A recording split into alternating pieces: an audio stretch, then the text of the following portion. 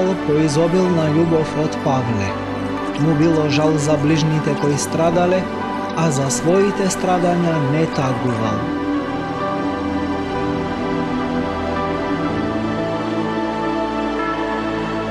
Третото мисионерско патување на апостол Павле. Трет дел. Третото мисионерско патување на апостол Павле било најдолгото и најплодотворното.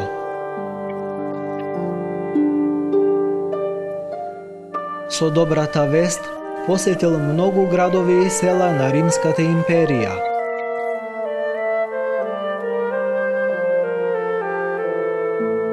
Благодарение на тоа, во двата дела на империјата, во азискиот и во европскиот дел, се појавиле многубројни христијански општини.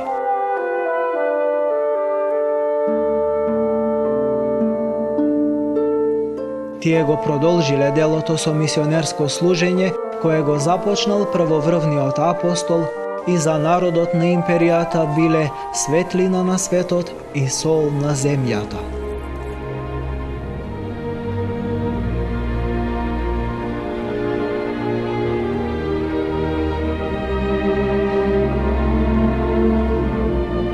Откако се збогувал со ефеските браќа и со соработниците во Милит, апостол Павле со брод тргнал кон Ерусалим. Тој брзал кон светиот град за празникот Педесетница.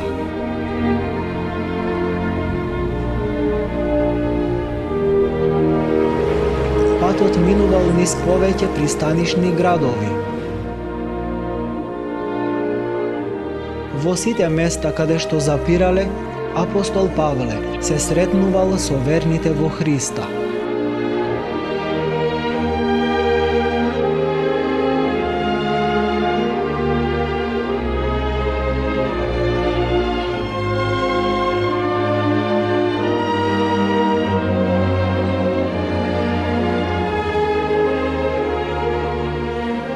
Во еден од тие градови, во Кесарија, апостолот со своите сопатници отишол во домот на ѓаконот Филип, кој за неговата ревност во проповедањето на Божјото Слово бил наречен благовестител.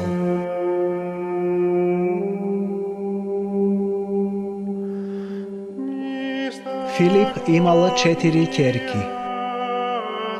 Како што сведочи апостолот Лука, сите тие го имале дарот на пророкување и биле девици кои се посветиле на Божјата служба.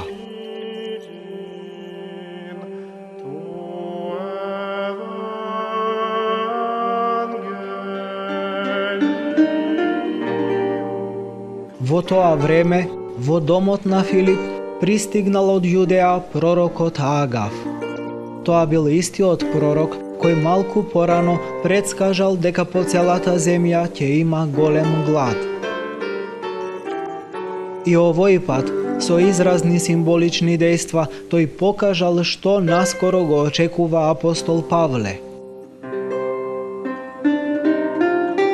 Агав го зел појасот од Павле, си ги врзал рацете и нозете и рекол: "Вака вели Светиот Дух, мажот чиј е овој појас, така ќе го врзат во Ерусалим јудејците и ќе го предадат во рацете на паганите." Во историјата на еврејскиот народ, пророците, особено пророкот Еремија, често користеле таков нагледен, убедлив начин на пророкување.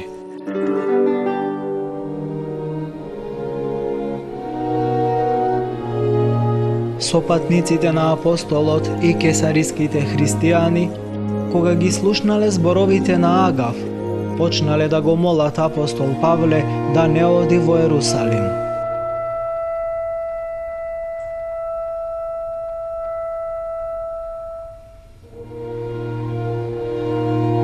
Но апостолот останал цврст во својата намера. Тој им рекол: "Што правите? Зошто плачете и ме растажувате? Јас не само што сакам да бидам затвореник, tuku sum podgotven i da umram vo Jerusalim za imeto na Gospod Isus. Apostol Pavle nikako ne se somneval vo patot što go izbral. Той знаел дека сето тоа треба да го поднесе заради името на Исус Христос.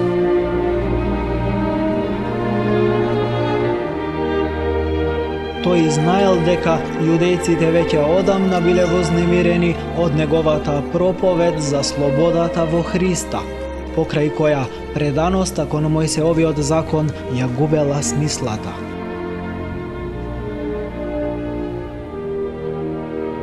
Освен тоа, тој без засегање општел со пагани, влегувал во нивните домови и им говорел за спасението во Христа, не барајќи од нив да живеат според Мојсеовиот закон.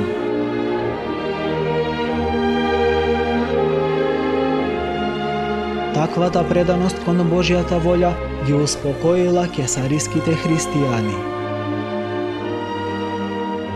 Тие се согласиле со апостолот и рекле: нека биде Господовата волја.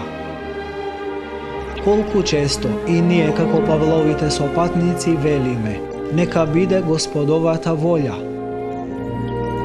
Велиме така само тогаш кога сваќаме дека не можеме да ги измениме околностите во кои сме се нашле. Но апостол Павле бил подготвен да го исполни Божјиот повик, веднаш и без одложување. Тој се стремел да го дочека тој повик, дури ако тоа е повик за страдање и смрт. Очекувањата на апостолите се оправдале. Во Ерусалим тој бил предаден во рацете на паганите. Бил заробен повеќе од 2 години. Но служењето на првоврвниот апостол на Бог и на црквата не можело да заврши со тие окови. Кога Павле се наоѓал во затворот, пред него се појавил самиот Господ. Му рекол: биди храбар, Павле, како што сведочеше за мене во Ерусалим, така треба да сведочиш и во Рим.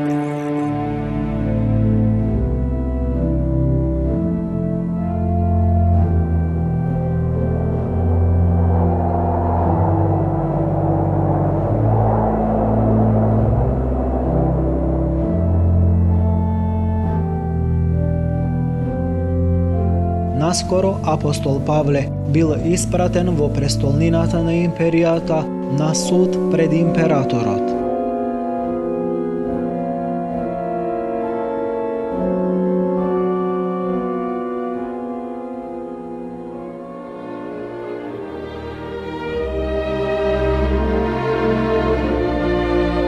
И таму, во вечниот град, апостол Павле го завршил мисионерското служење така што го запечатил со својата крв.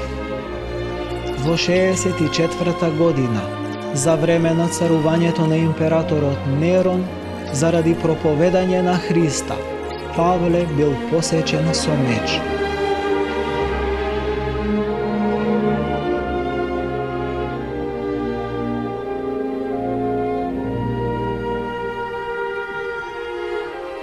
Знаеме, кога нашиот земјен дом, оваа колиба, ќе се разурне, имаме од Бога живеалиште на небесата. Дом кој не е од човечка рака изграден, туку е вечен.